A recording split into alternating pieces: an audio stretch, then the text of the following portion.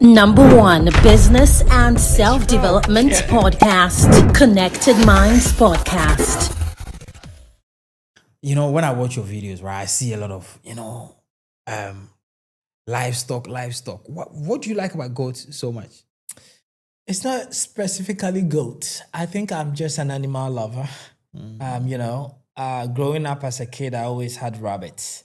Okay. And I had dog, I had cat, and so I always loved animal, but we couldn't harness that passion. So we were all sent off to the, white collar job journey where we chased for it. But when you get to a certain peak in life, you tend to look deeper in your core, and I think that's what happened to me, and decided I was going to do farming. And if I was going to do farming, then I'd rather do something I enjoyed. Right. And I think animals came first. So the goats came in terms of the business side, what makes sense. Okay.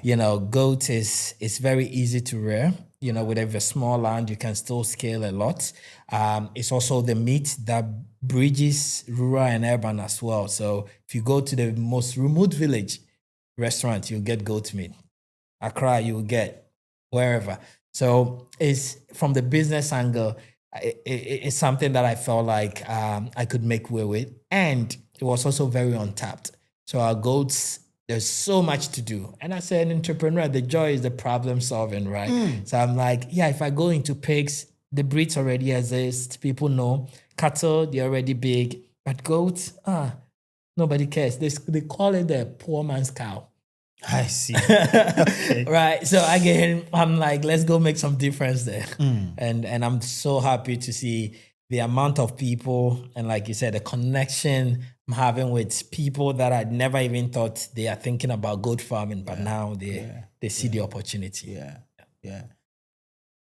You speak to a lot of farmers. You consult for a lot of farmers. There are some of these people you consult for that I know, I'm aware of. Yes. These are big people. Yeah. So look, and you are in your 30s. Yeah. Now, and the reason why that is important is because we need a lot more young people to go into farming. We think as part of Africa's industrialization, this should be part of the plan. Yeah. What would you tell Yeah. a young person that wants to go into farming? What should they start with?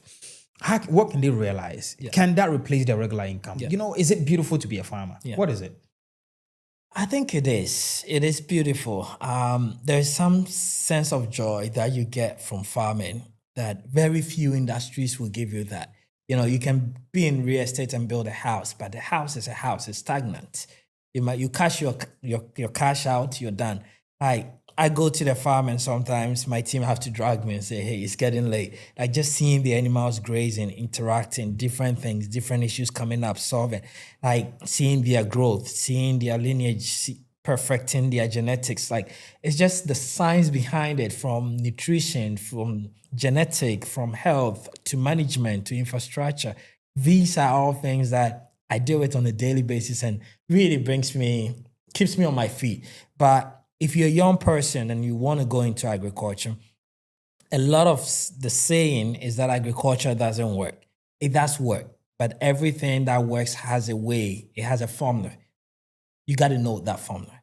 So if you want to go into farming, whatever you're doing now, if you're a teacher, if you're a policeman, if whatever business you're doing, you got to start learning about the type of agriculture that you want to go into. Get the knowledge.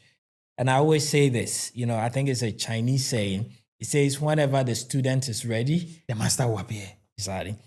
So you got to be the student first. You got to be able to learn, like YouTube, things like this. There are so many people that we've inspired that are now talking about agriculture on YouTube, TikTok, and that is amazing. When I started, there was nothing. It was only the TV stations, right? But now a lot more young people are educating. They are traveling to show you what other young people are doing, what is possible. So go to them, find out the formula. Don't be shy.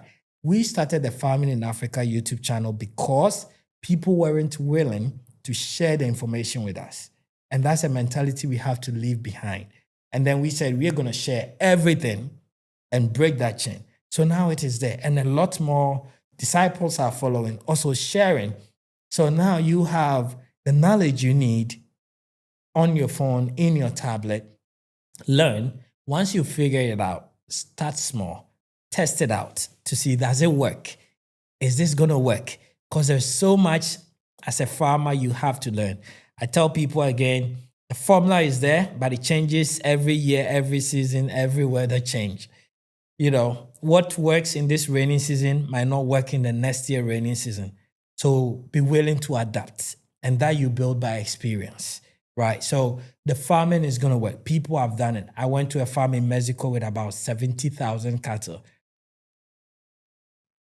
And it's running. That means it is possible. But how do we get there? It's not today, but one step at a time. So if it's your passion and you really want to do it, learn the formula, test it out. And once you have it, scale it out.